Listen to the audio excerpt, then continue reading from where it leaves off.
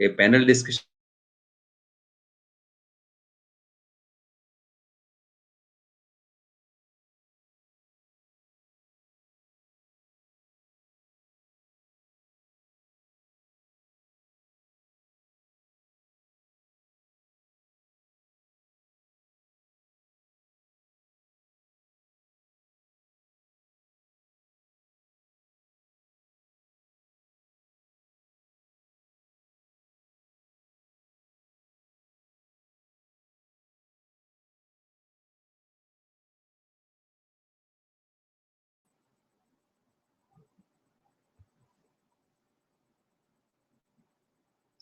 Sorry, some network problem is there.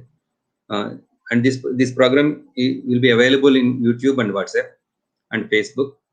So you can share this program to all your friends and all your team who want to know about the topic of this panel discussion. And today there are three panelists. One is Dr. Mulnivasi P K Santhamma ji. Madam is a senior advocate working in High Court of Kerala. She is former senior GP and special GP of High Court of Kerala. Welcome, madam. And Mulnivasi Chandra Nayak ji is a senior advocate working in High Court of Kerala, Karnataka, and he also having vast experience in legal issues. And Mulnivasi Dr. Ayaz Ahmad ji, Associate Professor, United School of Law, Gujarat. So I welcome all the three panelists. Madam, welcome to MNT News Network. Welcome, madam. And sir, Shiva Nayak ji, welcome to MNT News Network. Thank you. And Dr. Ayaz Ahmad ji, welcome to MNT News Network. I would like to introduce first. Judiciary is an important pillar of democratic setup, and it has to play its role in giving justice to the citizens based on the constitutional safeguards of citizens of India. During the past few years, the media is highlighting the activism of judiciary in safeguarding interest of few dominant class of India, rather than giving justice to the people of especially Mulnivasis, that is SCs, STs, OBCs, and other converted minorities, particularly from Mulnivasis. Hence, today we are discussing on this topic: what is the role of judiciary in interpreting the constitutional articles and its impact on Mulnivasi Bahujan Samaj. And first, I would like to start the discussions with P K Santhamma ji. Madam, welcome, madam. And the first question: what is the role of judiciary in a democratic setup of India? Is it only to give justice or judgments on the cases that are brought in front of them, or it has different objective? Madam, please elaborate.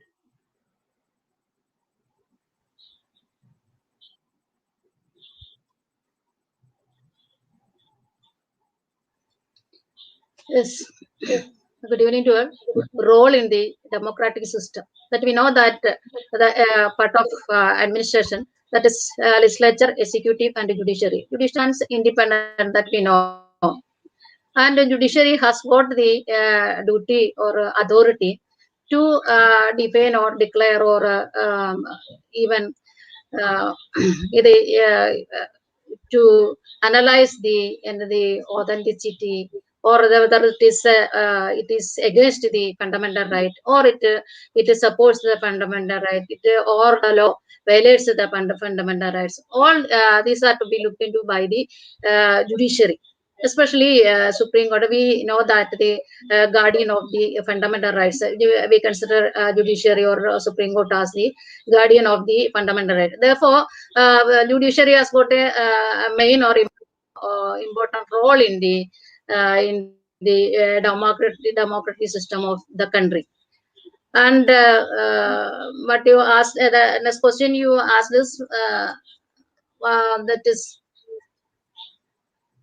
that Is is a it question only you to asked. give justice? No, what is the role of judiciary in a democracy? Yes, of course. A law is often a statute, a law or a statute or any order, but that is in compliance of the fundamental right, or it is in compliance of the legal system of the country. That is certainly to be looked into by the judiciary. That is the duty cast upon it, and it has power, and it is all the above. The Supreme Court, that is the article under Article 141. The what declares by the Supreme Court, that is the binding on the High Court and other coordinate courts of the country. So we know how top judiciary is placed, or Supreme Court is placed. So it naturally it has got the importance. That is that is the interpretation must come in the right way. That is, interpretation means we know that it is to explain, to expound, to translate. That is a correct meaning should come. That is without any ambiguity. The correct meaning. So we consider Supreme Court as the guardian of the fundamental right. So the judiciary has got that is the Supreme Court is the apex court, and it has got the power and the duty to see that a law is it is unconstitutional or violative. So the procedure is the legality of the law. That must be fruitful to the society. Especially you asked me that about the Mulnivasi also you are asked. Yes, certainly our constitution is based on that the fundamental right starts with Article 12. Then the Article 14, that is the fundamental right. There's equality before law, protection of. So the court has got to find whether it is constitutional. It is constitutional, and whether it is complying the fundamental right, or complying or protecting the fundamental rights. So it is whoever it be, every citizen, that is it. So it to be Supreme Court is to see that the law is protecting the interest of the all the citizens.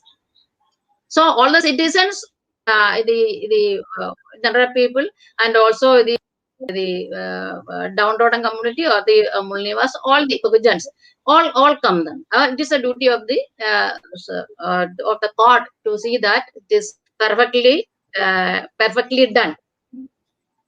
Thank you, madam. What I want to convey.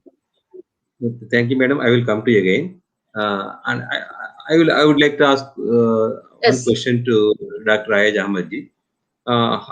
Sir, how judges give their judgments? What is their basis? Is the judgments based on thinking and ideology of the judge who is giving judgment? And what is the golden rule of interpretation? And what are the principles of constitutional interpretation? Dr. Ayaz Ahmad ji. Thank you, Tilak sir. It's a very important question. How do judges decide is a very important question of judicial process. Sir. And the rules of interpretation, including the golden rule of interpretation that you just referred, they have been evolved to ascertain and guide judges in the decision-making process. So it's not just the golden rule of interpretation. There are three main rules of interpretation: the literal rule of interpretation, golden rule of interpretation, and the mischief rule of interpretation. However, as you just asked in the question, whether it is the ideology or personal orientation of the judge, personal experience of the judge, which comes into play during the decision-making process, particularly when interpretation is being made, I would totally agree there. Yes, almost in all cases of interpretation, you have the personal subjective orientation of judges coming into play. Huh. So, and these rules of interpretation that we have, the literal rule, the golden rule, and the mischief rule. Literal rule says that judges have to give the literal meaning to the words, phrases, and expressions used in the law, which means basically the dictionary meaning or the grammatical meaning should be given effect. Golden rule says that when there is some absurdity or hardship created by the literal rule, then you can modify, judges can modify the meaning to a certain extent and adopt an interpretation which is more reasonable. And mischief rule seeks to give meaning from the point of view of the intention of the lawmakers, and tries to find out what is the purpose for which law was made, what is the mischief which is sought to be removed by the law, and then interpret. However, the current theory, contemporary theories of judicial process, how judges interpret, what factors, what considerations operate in the mind of the judges when they deliver their judgment. So contemporary theories are of one view. The realist school of thought is very clear that judges do bring their ideology, bring their experiences, their subjective preference for one norm over another norm, what they consider to be right or wrong. So they take the decision on the basis of a lot of subjective considerations, and all these rules of interpretations, precedents, provisions of the law, they are brought into support that decision which they have already taken on the basis of their subjective understanding of the provision. So I don't give too much weightage or too much importance to these. I don't think much importance should be given to the rules of interpretation in particular. The realist school of thought, which explains the judicial process, how the mind of the judges actually works. So if they come from a particular social class, they come from a particular experiential background, whether it is individual experience or the class experience or the society they have been moving into, that always plays a very decisive role when judges interpret the provisions of law. So much so, let me just give you one very old and very critical judgment of the US Supreme Court. US Supreme Court back in 1860s in Dred Scott versus Sanford gave a judgment that in the eyes of US Constitution, and this was Supreme Court of US, full bench of the Supreme Court, US Supreme Court, it gave a judgment that, and all those judges were white judges. The question was whether blacks under the US Constitution have had any rights, whether the US Constitution granted any rights to black people. And this Supreme Court bench, full bench of the US Supreme Court, came up with a judgment which said that in the eyes of the US Constitution, in the eyes of the makers of the US Constitution, blacks were not even a human being. They were not even a person. Therefore, they could not be a citizen and they could not enjoy any right. And they were using the provision of the law, they were using the rules of interpretation to take such a drastic position about the position of blacks within the US Constitution. And later on, we know that it led to a civil war in US, and eventually slavery was abolished and Constitution was amended. So the personal identity, social identity, individual experiences, ideological orientations, they all come into play. And all these rules, precedents, provisions of the law, they are only brought in support of the position which is already determined, which is already determined sociologically, culturally, psychologically, politically determined positions. So therefore, I would suggest that judicial interpretation and the judicial process is not to be understood in the simple terms that, there are rules and judges only pick one rule over the other. They don't do it. It is Professor Carl Levlin, whether it is Justice Cardozo or Justice Holmes, the realist school of law, I think, is the most relevant, it gives us the most accurate description of the reality. And we should try to understand judicial behavior and the judicial process from the realist school of law. And from that point of view, ideological orientation, as you asked in the question, is very, very important rather than the rules of interpretation. Thank you, Dr. Ayaz. Thank you, Dr. Now, I would like to ask, welcome to Shiva Chandra Nayak, sir. Sir, this question belongs to you. Is higher judiciary adequately represented for SCs, scheduled caste, scheduled tribe, and other backward castes judges? If not, why? Are there not qualified judges belong to these classes? Is there any discrimination for selecting judges from this category in higher judiciary? Shiv Chandra Naik, sir. Yes, yes. Thank you. Thank you. First of all, as we know that there is a reservations as mandated in the Constitution in all other services. But that is not the case with the judiciary, as you know that. Now here, whether the deprived sections of the society, the marginalized sections of the society, from the lower judiciary up to the Supreme Court, whether they have been adequately represented or not, I think that is a very centric, a moot question that you have to look into. Right from the beginning, I think all of us know that in the judiciary, these sections of the society have not been adequately represented. So that doesn't mean that there are the people or the persons who are well equipped to get an opportunity in the judiciary. I think while discussing the role of court in interpreting the law by the judges, I think my learned friends, the earlier speakers, have elaborately said about the judges, their background, their ideological convictions, all other aspects, their social orientation will matter.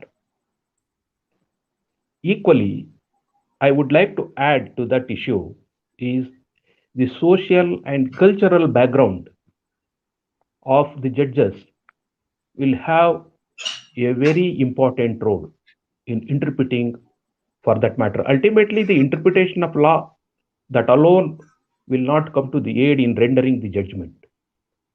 On the other hand, a culmination of so many factors. More than anything else, their social and cultural background, I think that plays a very vital role. Instead of objectivity, their subjectivity will play a role. So therefore, in appointing judges, in the absence of any reservations for these classes, the judiciary has evolved its own process in appointing the judges. So please bear in mind, and nowhere in the world, that a judges appoints a judges. I think that practice we have here. The so-called collegium from the year 1993,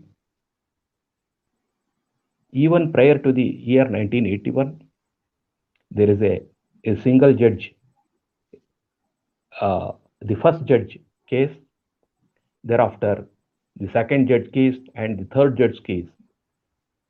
And more particularly, after the second judge case, the judiciary arrogated for itself in appointing the judges. So therefore, as I said already, that any amount of a dissection about the role of the people who are in the higher offices have given a go-by to the social justice norms. Only like an eyewash, they have selected some people either to the various high courts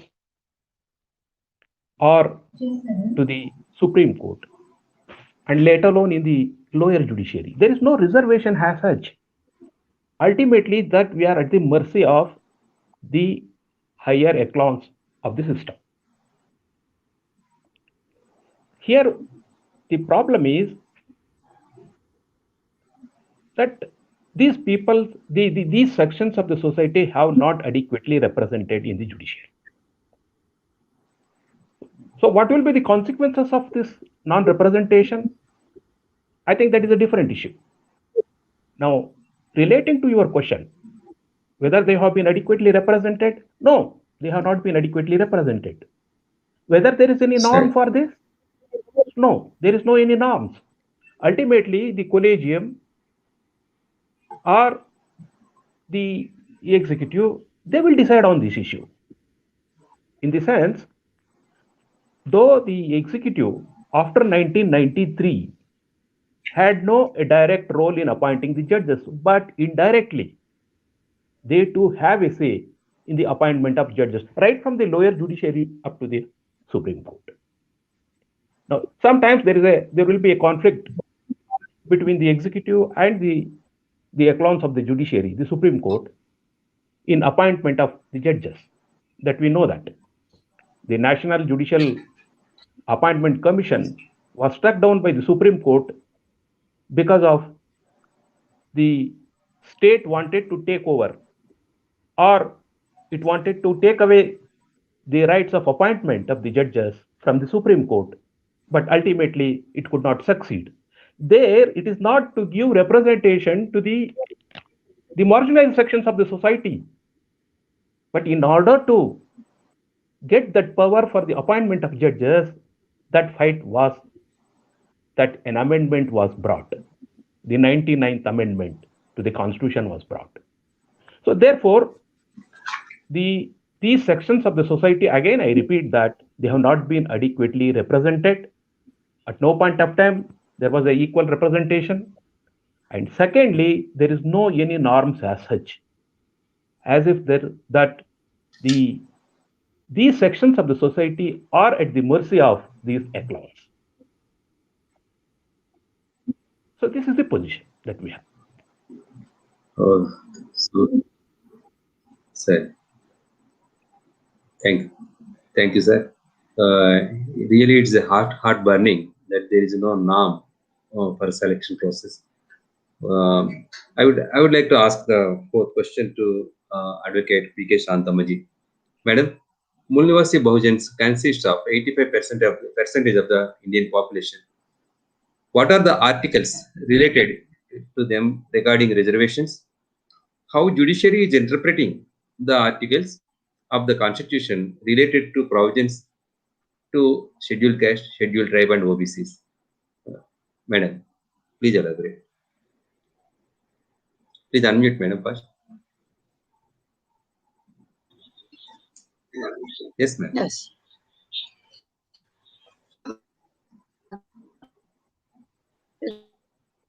Reservation that is based on population. You said that 85% of the Indian population belongs to the Bahujans. So certainly the reservation also on the population, on the basis of the population, the percentage for reservation is to be taken. Exactly that. Go to Article 22, and also the amendment came after Panchayat 243 D and T, and there is directly to the legislature, that is the Parliament, 332 Parliament and 332 Parliament and 332 Assembly and 243 Panchayat municipality, etc.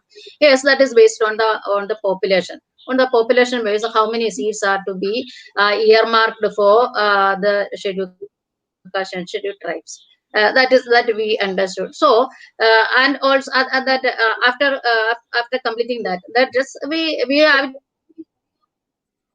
to check up that whether the population taken by the country, the population, what is the population that is collected is correct or not. That is to be particularly that is to be identified, and that is to be published, or that is to be taken seriously. Otherwise, the Bahujans will lose their participation or their representation in this parliament, and also in the assembly, and also in the panchayat, that is local self governments, the Bahujans will lose. So my first attempt, or my first point, is that the population, population, what is the actual population of the country of India, that is to be taken, that be recorded. Then the Bahujans will get their appropriate proportion in the this parliament, and parliament, assembly, and the local self governments. That we have to check also that these persons, the number of persons under reservation and elected to these bodies, that is correctly taken, or the correct numbers have been elected to these bodies. That is to be, that we have not so far, I think that we have not so far made such a request or a representation before the government or the election commission, that we have to. Then we will come to the Article 15, that we know that is the proportion or a percentage that is to be given in the education institutions. In the primary class or school section, we get 20%. In Kerala, we get I think that it is 20%. But in the higher educational system, in the higher education, that the percentage is less, or it is as to the that percentage is fixed. That is to be looked into. In the professional colleges, only 8%. In Kerala, we get only 8%, and 2%, 8% for scheduled caste, and 2% for, and when the central government is taken, that we know that 22.5%, 15% to scheduled caste, and 7.5% to scheduled tribes. Whether here also our scrutiny is very necessary, because that is also the population taken or by the state is correct or not. So there also we must make a demand that the population is the rate of population, how much the population, whether that is taken is or counted is correct or not. And if that is in Kerala, in our I'm from the Kerala, I'm stating that I am saying that this SC population is more than 9%, and ST population nearly 2%. But we get only for SC, SC I say, and that is get only 8% and 2%. But it must be 9% for the SC. That should be given. That should have been given, but that is not. That is there is a failure from the part of the administration or government, or the part of the CSTs, that this much of percentage we really we deserve, but we are not given that much of reservation. So there is a failure. There is a failure on both parts of. So it is to be mentioned for the government that we should get population. Maybe that is not before the government. I don't know. But the government should take the responsibility that this much the Kerala has this much of population of CST and OBC, this much of reservation is to be given in the professional courses. That is there. And when we coming to that is with regard to the 15.4, Article 15.4, and when we come to 16.4, we know that we are sure that is as per the adequate proportion. The state has got the provision to make reservation. PC, that is socially and educationally backward classes. That is, if they are not adequately represented, So whether here also, I must say that the population of SC and ST and OBC is correct or not. So in service, the correct percentage of person is to be appointed, or they are to be given appointment in the government services. That is to be. And the other questions, I think that is coming by, that is with it is only that about the government is concerned only about the initial appointment. That is not what 60 and 16(4)(b) that says. So that correct proportion, that is in every point, that is in initial appointment, then in a promotion post, and whether the backlog vacancy, that is that vacancies are correctly filled, or that correctly taken, that numbers are correctly taken. That is also to be looked into. So that is the case of the population. Case of the population. Therefore, my point is that the correct percentage of population we see must be taken by the government, and there must be a demand also from the part of these sections. That is my my answer in that. Thank you, madam. Thank you, madam. And I would like to ask Dr. Ayaz Ahmad, sir. Sir, there are a lot of judgments regarding reservations, and most of the educated class are getting confusion about the judgments. Please discuss about the sequential judgments delivered in the Supreme Court regarding reservations. The apex court has limited the total percentage of reservations to 50%. Is it in accordance to the Indian Constitution, or it is an interpretation of their own? Sir, please explain. Please unmute first. Please unmute, Dr. Ayaz, sir. As far as the confusion created by judgments is concerned, I am of the opinion that this confusion which has been created by the judgments of Supreme Court is not accidental. It is deliberate and it is purposive, so that the context, the excuse of confusion can be used to subvert and destroy reservation policies. And this has been the history of the Supreme Court from the very beginning. It is not something new which we are experiencing only now.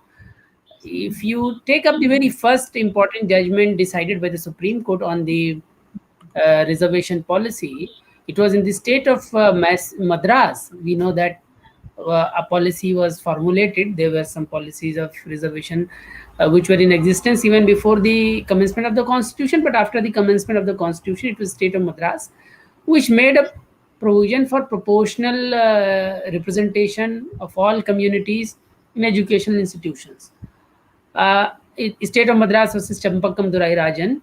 So first the High Court and the Supreme Court both struck it down on the ground, and the ground is very, I mean, today it is, if you go back and read the judgment, is that because the policy, although the policy provided proportional representation to all communities at that time, including Brahmins, but the Supreme Court was of the opinion that because this reservation policy, which is proportional reservation for different communities, does not keep 100% of the seats open for the Brahmins to be occupied.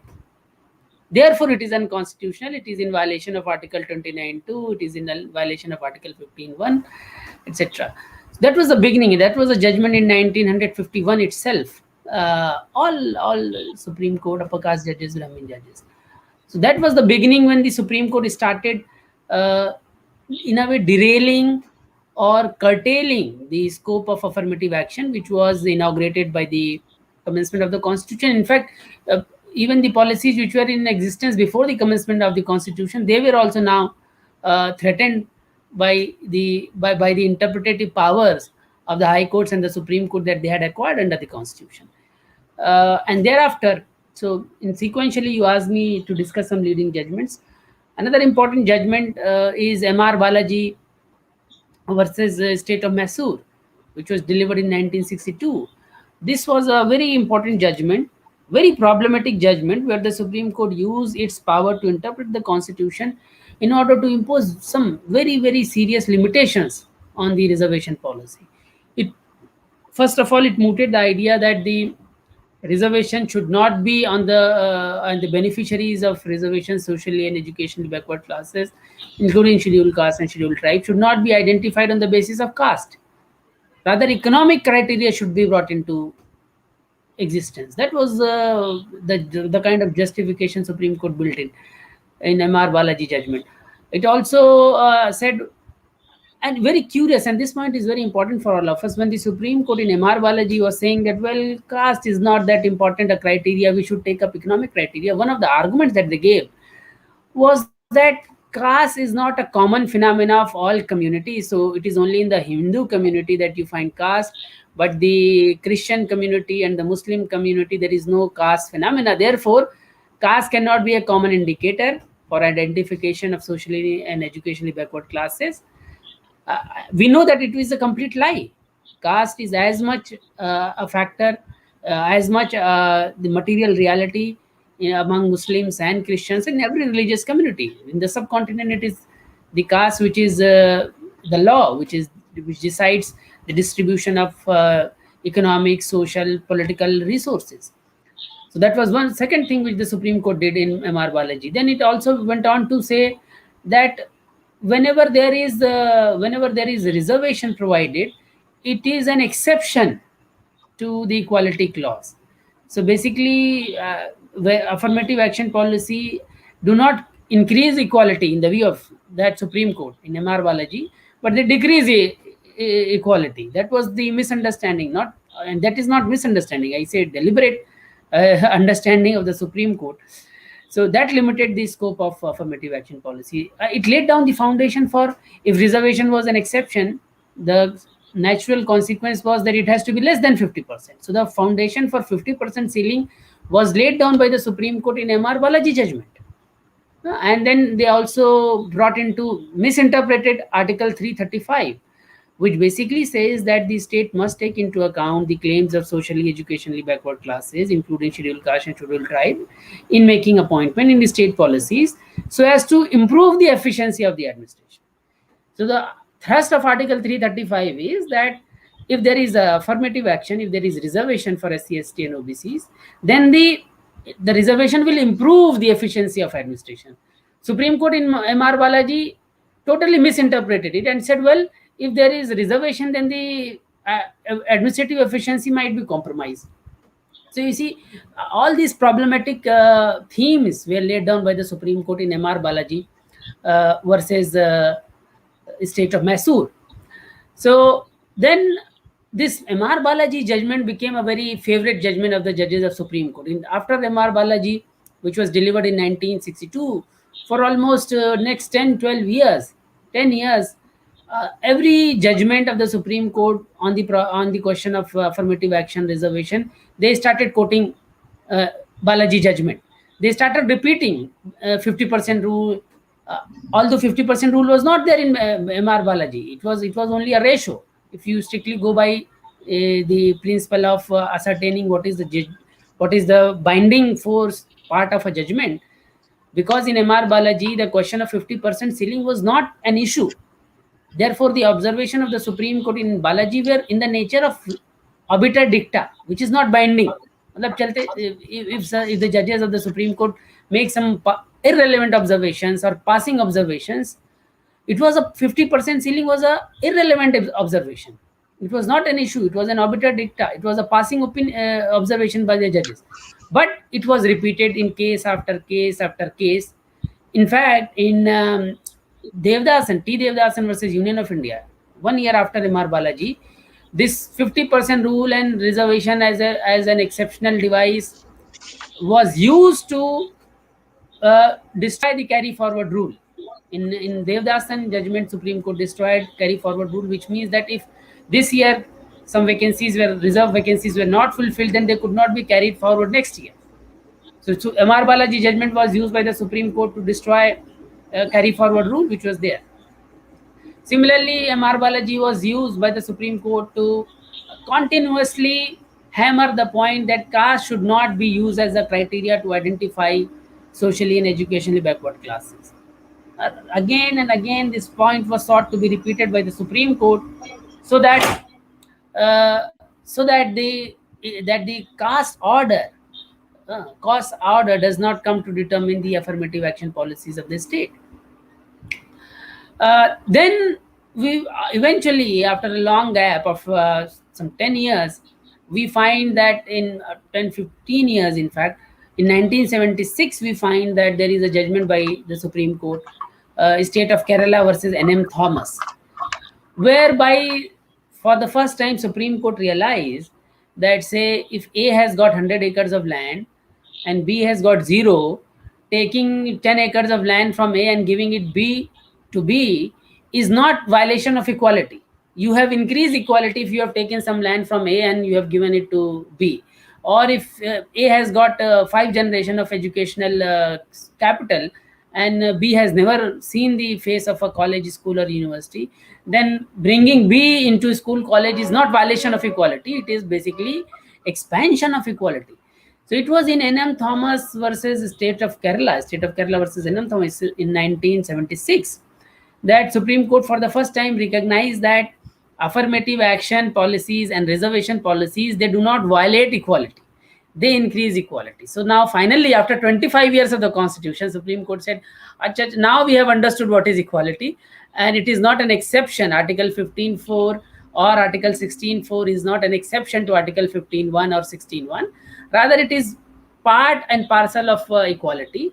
When the state makes affirmative action policies or grants reservation in educational institution or public services, that increases social equality. That does not decrease social equality. However, despite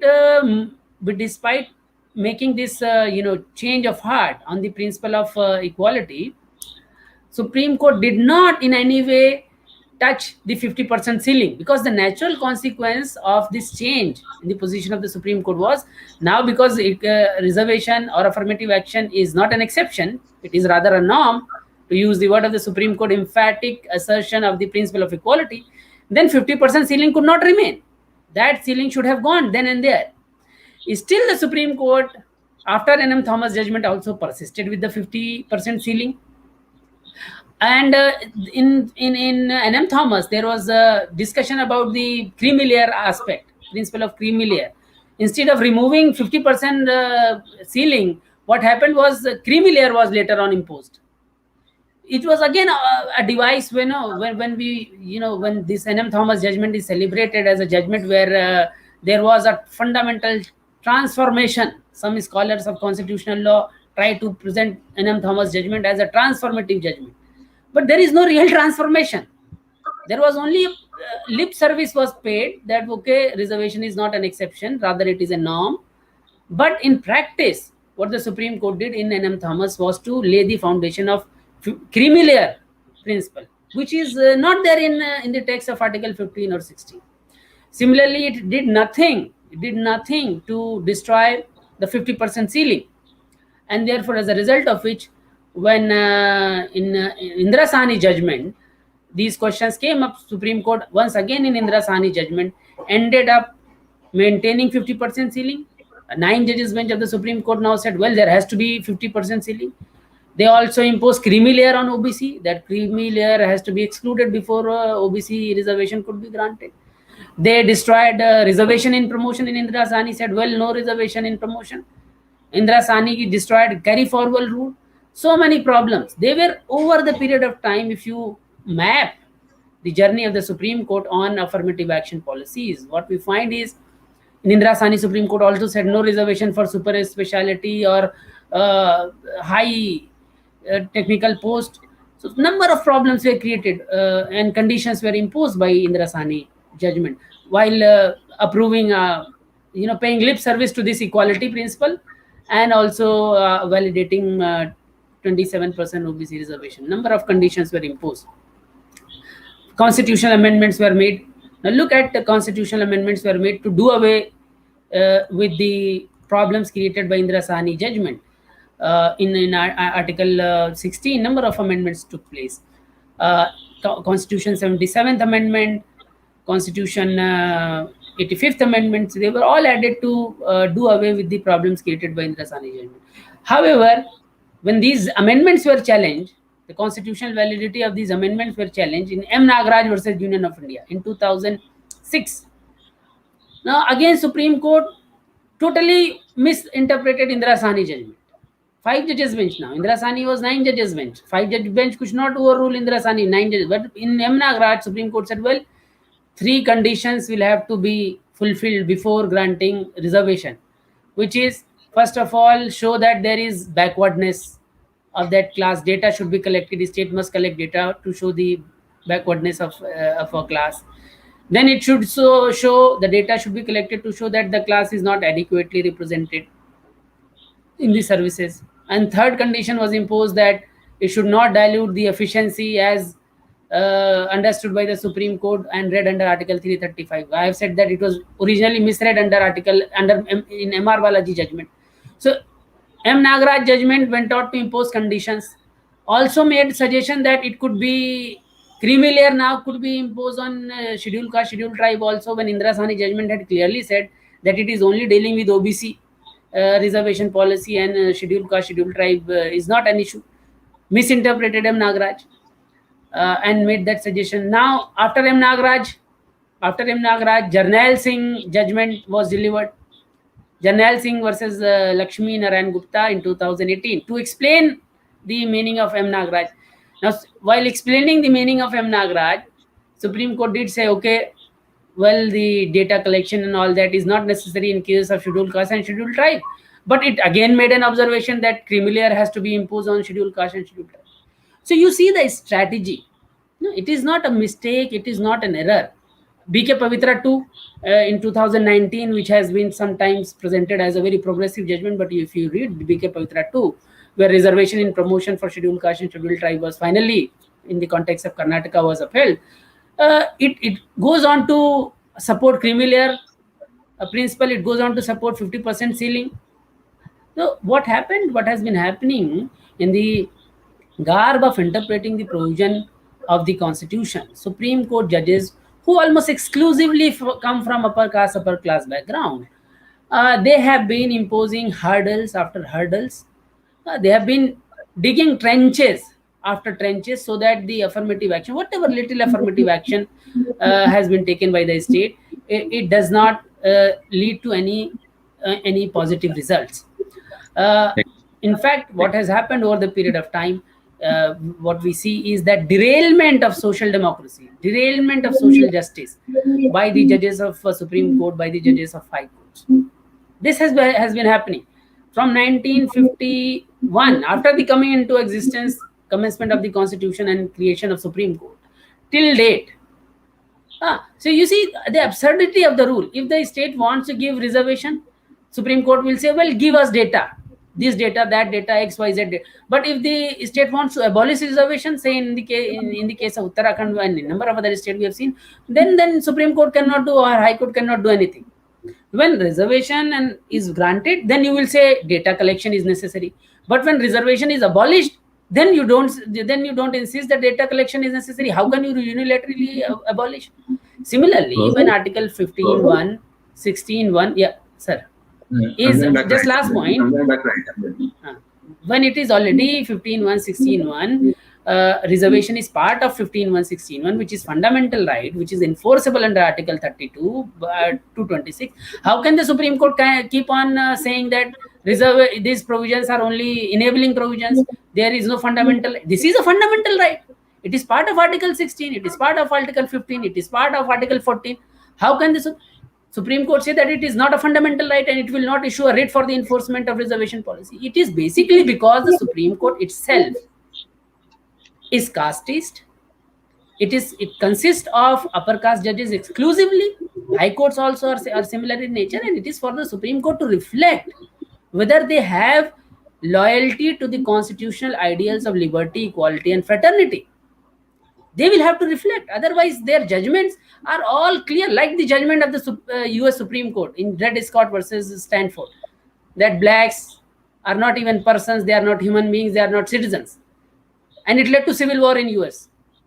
These kind of misinterpretation by the judges of the Supreme Court and High Court, they are leading to very serious problems. When social democracy is destroyed, the constitutional democracy also becomes at risk.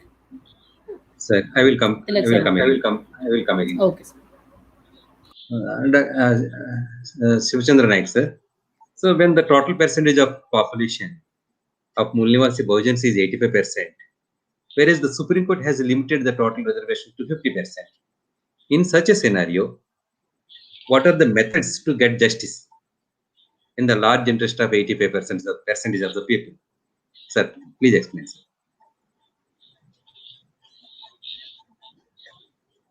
Please unmute, sir. First, please unmute.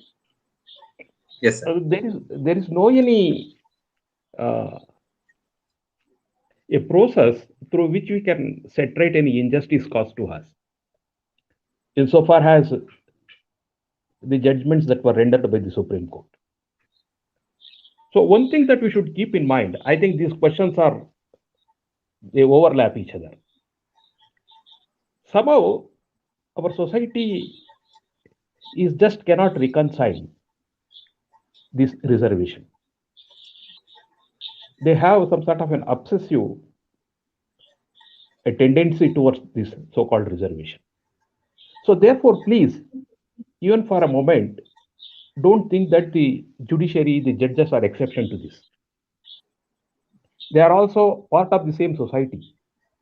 So therefore, that they too doesn't like or digest the concept of social justice through this reservation.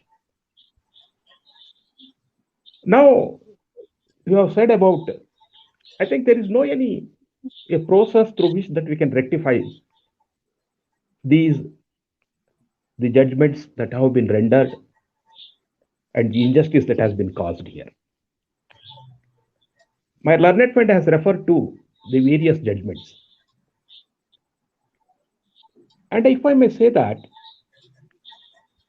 the M.R. Balaji versus the then state of Mysore, I think for the first time, the reservation of 50% was discussed and made an observation in that judgment. For the first time, I think that is the beginning of this so-called 50% reservation. And in that, though it is not an obiter dicta, but an observation was made in that judgment so elaborately. And that issue was discussed at length. And therefore, as you know that, the subsequent judgments of the Supreme Court took it as if it is a law. It is an obiter dicta. So in that judgment, please bear in mind, the judges have discussed about the reservation in saying that at least you keep a 50% cap.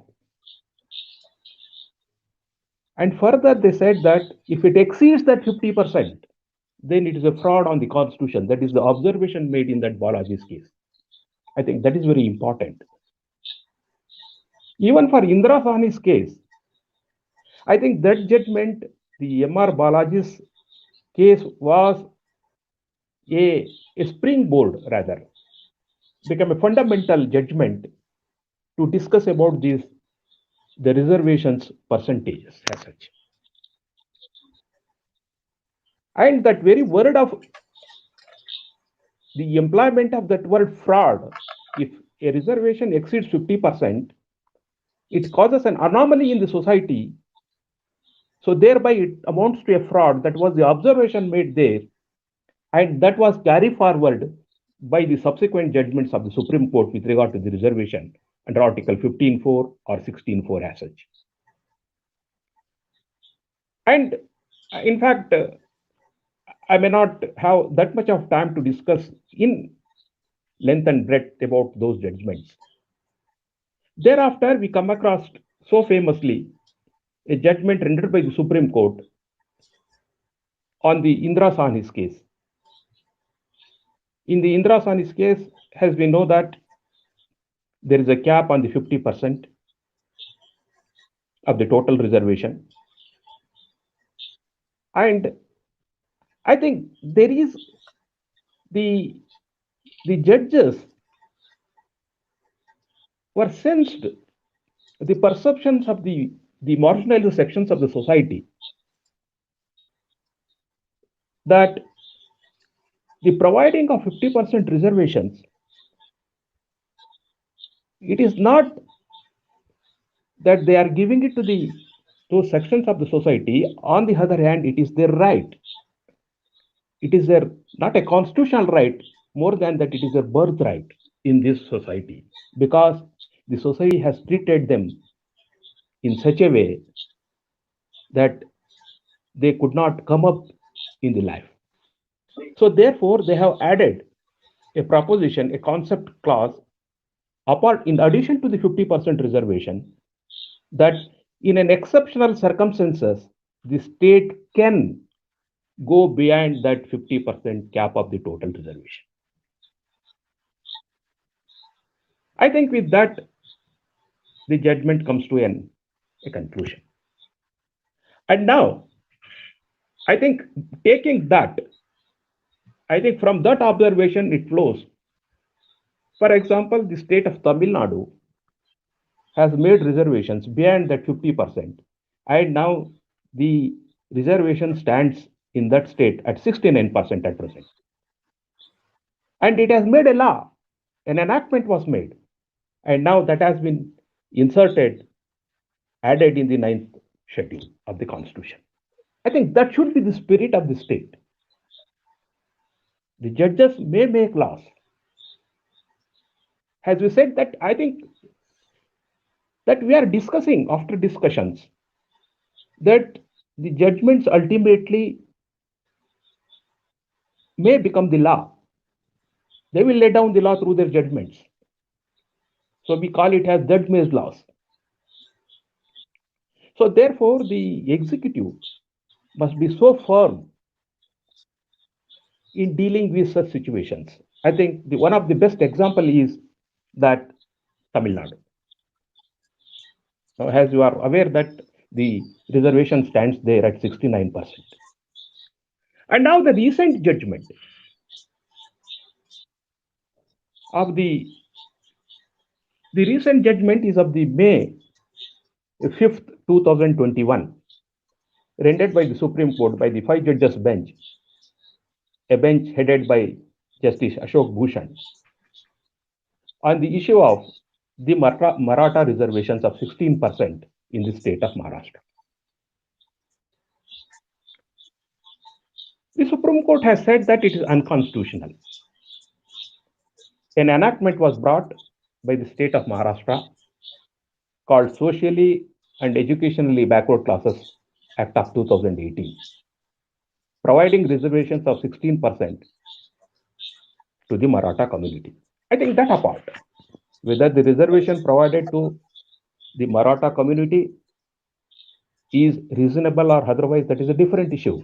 That is an issue left to that state. But what is very important and the centric issue for us is the state is empowered to make a law to provide reservations for its people. Now, please make a distinction.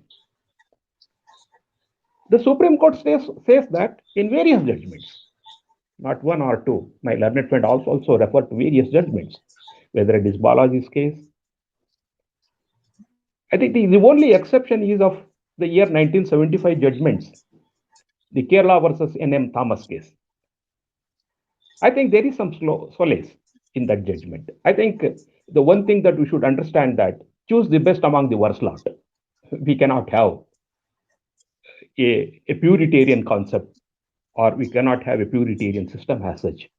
What is available before us is the choose best among the worst lot. So therefore, in that regard, the Thomas N.M. Thomas judgment is a judgment which has recognized for the first time, saying that the program of reservation is inherent in the Constitution for the equality treatment, for the equal treatment. I think that was the observation made in that judgment. So therefore, please, I think that judgment for the first time has touched upon the real, the spirit and tenet of Article 15.4 and 16.4.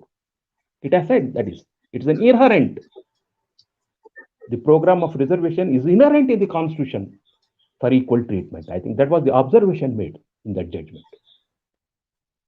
So now taking the, you take for example, the Supreme Court says that the 50% cap should not go beyond that, the reservation. If you take that concept into consideration, suppose in a particular state, it comprises of a majority of the backward classes community. And as per the judgments of the Supreme Court, the various judgments of the Supreme Court, if you cap the reservations for the backward classes to the 50%, then you are rendering injustice to that sections of the society. Let us say that if they constitute 85%, or if it is more than 50%, what happens to that community? What happens to that class? Prima facie, it is palpable that the Supreme Court judgments are violative of the constitutional spirit of Article 15.4 and 15.6. Now, in this judgment, the Supreme Court has held in the Maratha reservations case that it should not exceed 50% cap. Please bear in mind,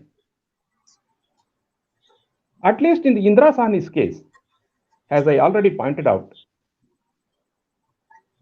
after 50%, if the state feels that in an exceptional circumstances, it can go beyond that 50%.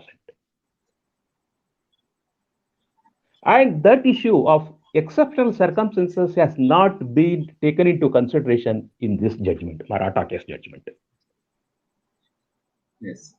Straight away, it has rejected that connotation. It has not dealt with that issue. So therefore, it is a lopsided judgment. It leads to several issues which are unanswered. I think that is a very important issue that we have to be looked into. The exceptional circumstances is an issue that is totally within the domain of the state, particular state. The particular state has to take into consideration its population, their background, their social and cultural background, taking that into consideration, and that are the criteria in providing the reservations for the backward classes. So the Supreme Court, no judgments have touched upon this issue, more so this judgment, the recent judgment of the year 2021, which was rendered on 5th of May.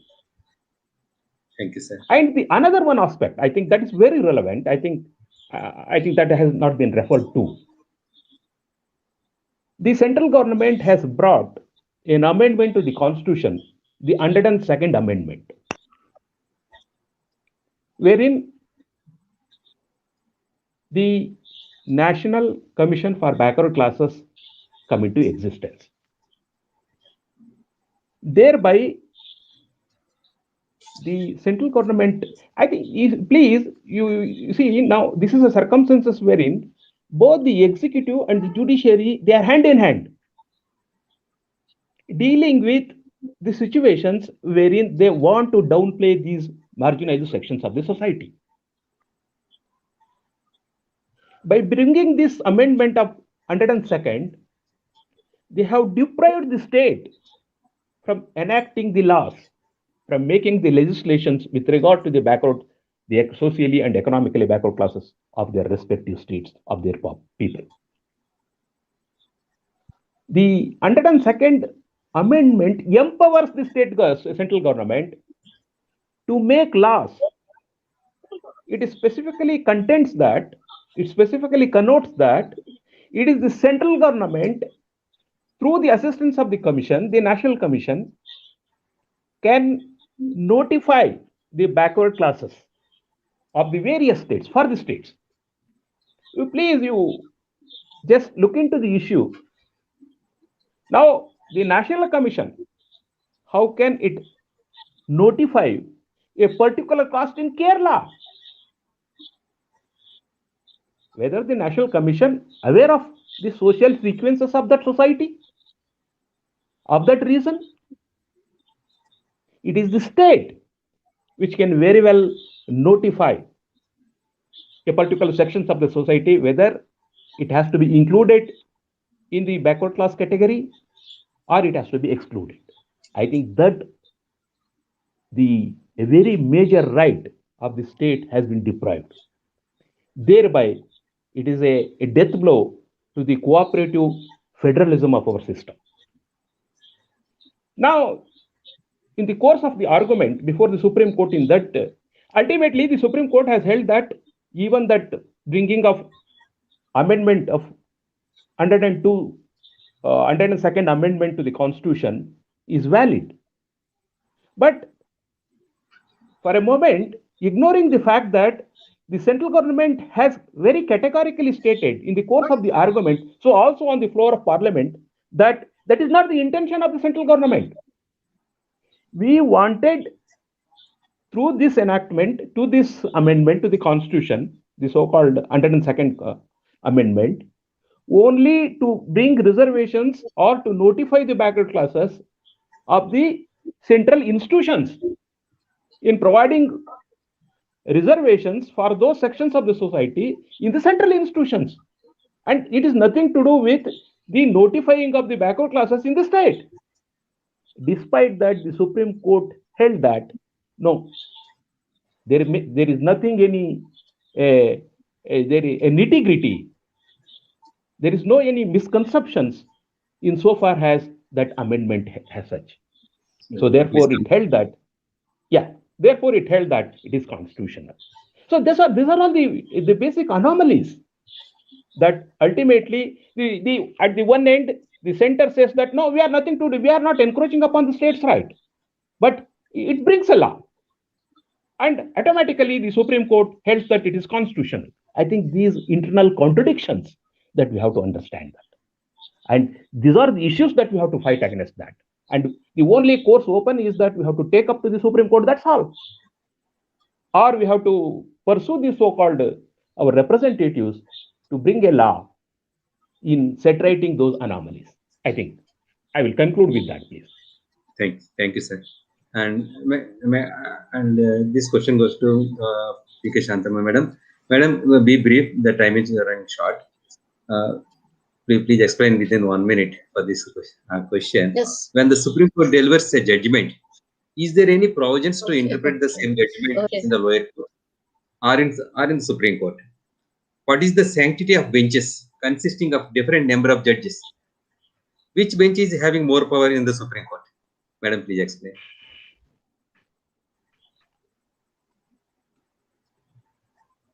I think it is very well understood. This number increases only with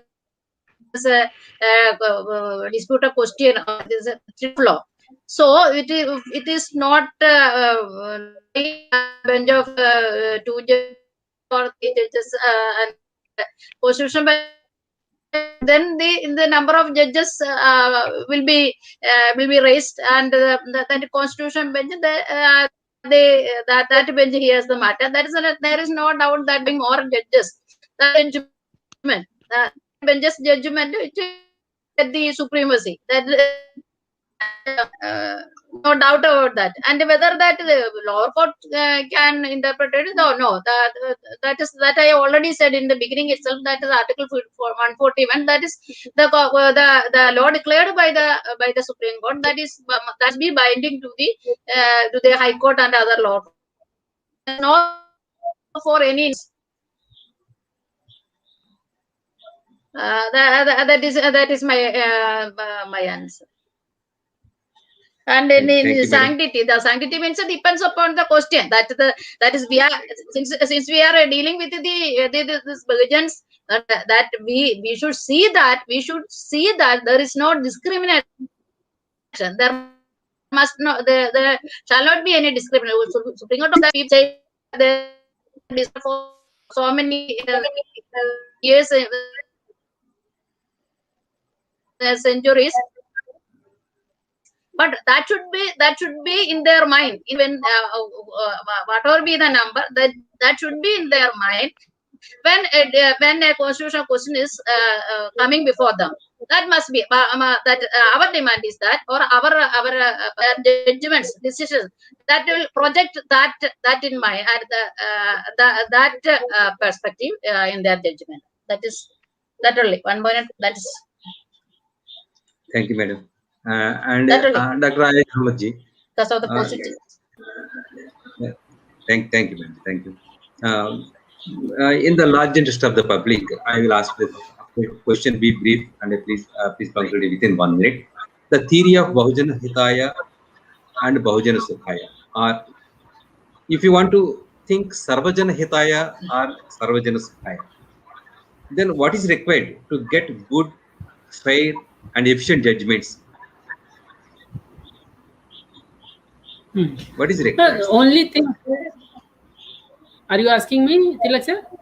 Yes, sir. I am asking you. Okay. It's very simple. If honest, fair, impartial judgments are to be delivered by the Supreme Court and High Court, then they have to be representative of different social classes. So scheduled caste, scheduled tribe, other backward classes. Also, the horizontal representation of women in higher judiciary has to be there. Without proportionate representation of different social classes in high courts and the Supreme Court, it is impossible.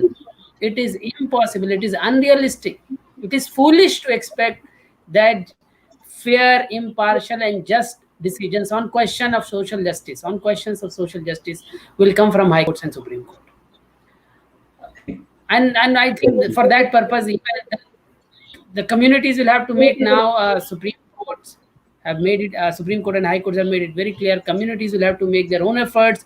Will have to take the legal education as a movement, as a big time movement, and first fill the bar as much as possible and occupy all the important position in the bar, and eventually force the bench. When I force the bench to accommodate the legitimate and constitutional claims of SC, ST, and OBC communities in the matters of appointment of judges of High Court and Supreme Court. That's the only way to get some fair, impartial, just judgments from the High Courts and Supreme Court on the questions of social democracy. Thank you, Dr. Ayaz Ahmad ji. And Shiva Nayak sir. Sir, yes, please conclude this topic and what you want to say in its final after concluding this discussion. Yes, Mr. Tilak Kumar, I think these are all the issues which requires, I think, a little discussions in the long process. Now, as my learned friend said very rightly, unless we have a proportional representations at the higher judiciary, I think we cannot expect the justice at any level. Ultimately, even you may pursue the representatives, public representatives, to take up our cause or do justice to us.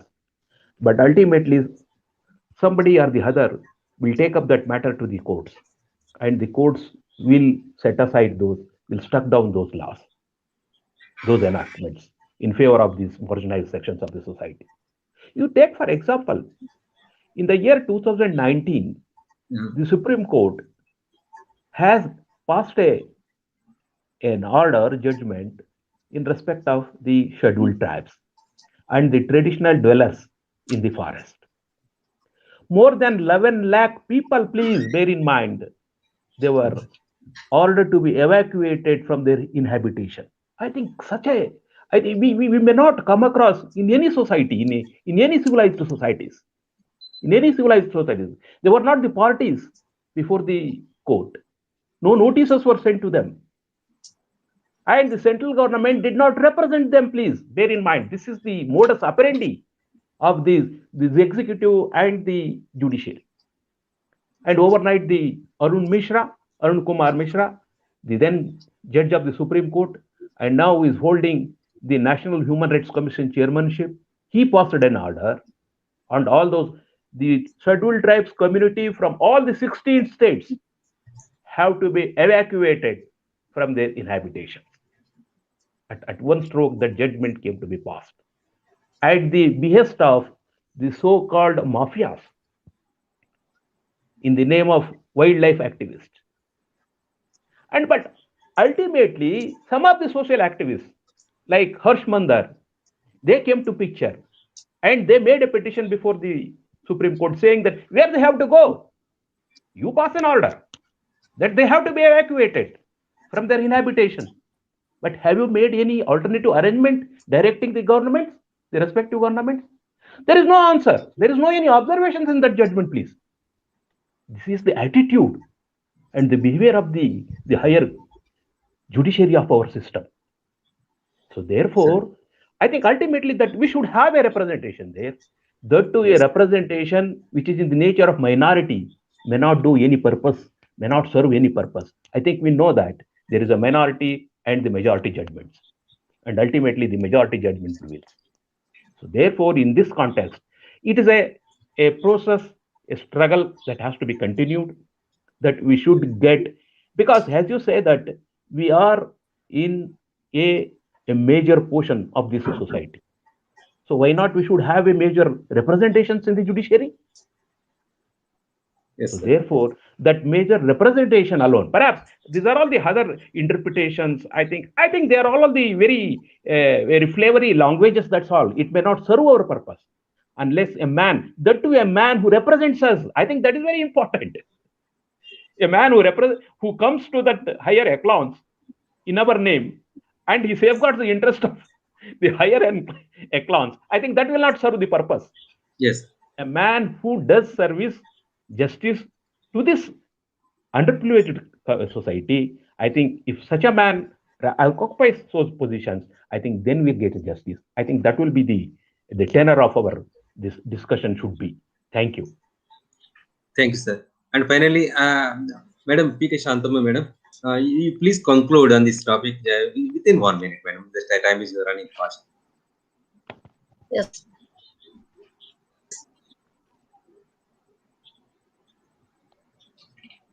Yes, as I was asked me some questions and we could answer in the positive time we could not make ourselves very clear, or what is in our mind we could not expose. Even then, even last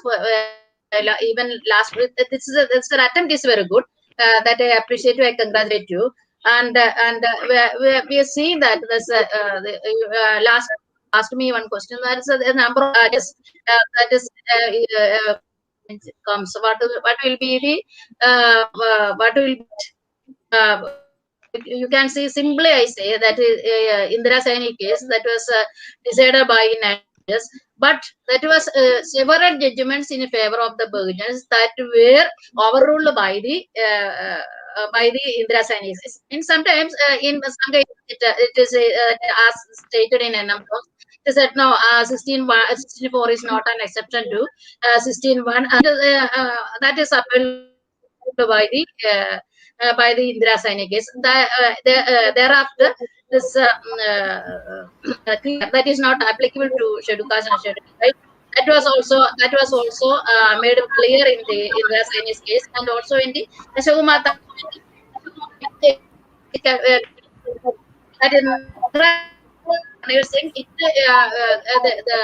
The benches said that this entire is applicable to scheduled caste and student. But that too, a very good judgment, and it ignored all. So it applied the decision of the Indira Sainis case, and it can be seen that in the three points, that is the appointment reservation must be in the initial point that was said in Indira Saini, but it was overruled. That is, the two judgments were overruled and came to that person.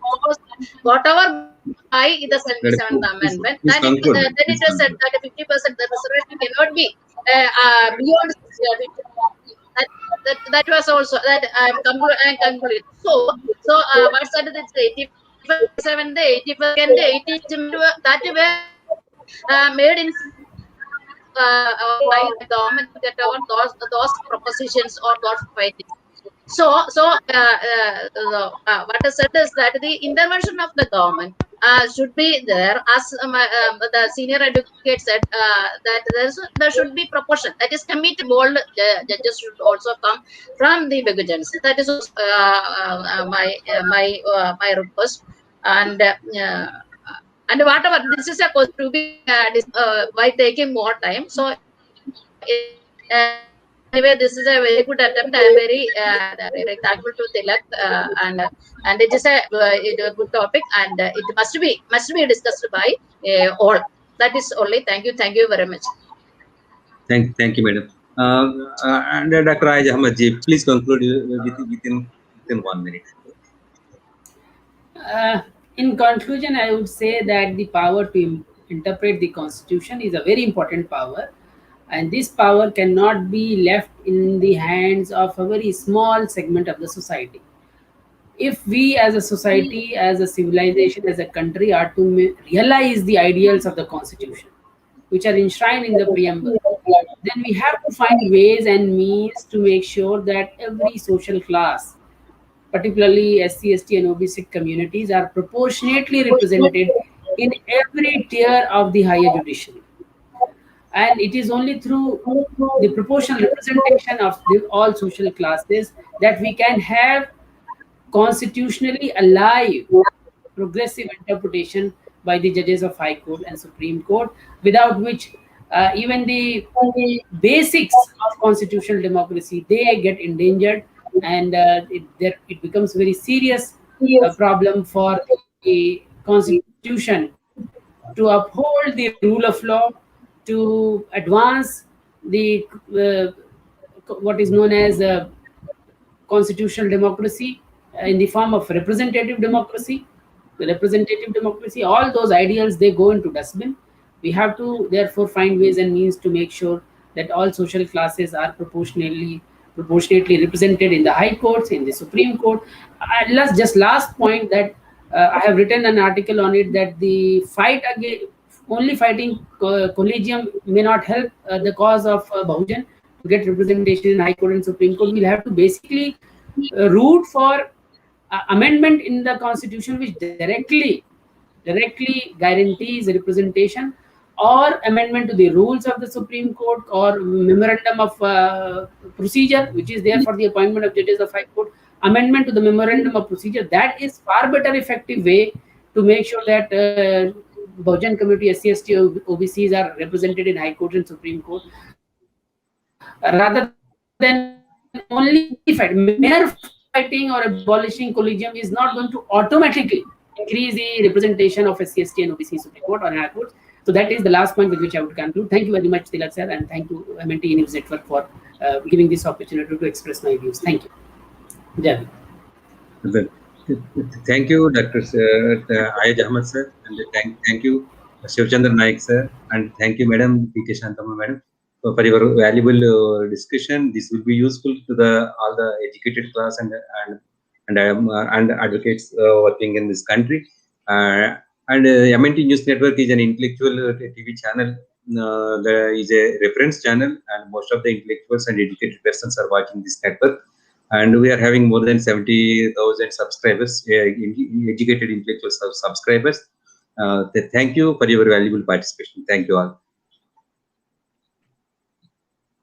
And tomorrow we are going to conduct discussion on the topic Jati Chetana ki stunt baji karke शासक जमात बनने का आंदोलन नहीं चलाया जा सकता. इसी subject में tomorrow we are going to conduct panel discussion at 8:30 p.m. on YouTube, Facebook, and Twitter. You can watch this tomorrow's program, and you can share the today's program, and you can share the tomorrow's program. And if you want to subscribe MNT News Network, please go to MNT News Network, and you can subscribe the network, and you can watch the channel, the daily discussions, and you can contribute to the MNT News Network for its development. And you please fill a form in the website, and you can contribute your contributions, whatever you think. Thank you for watching this program. Thank you all. Jai Bhim, Jai Mulnivasi.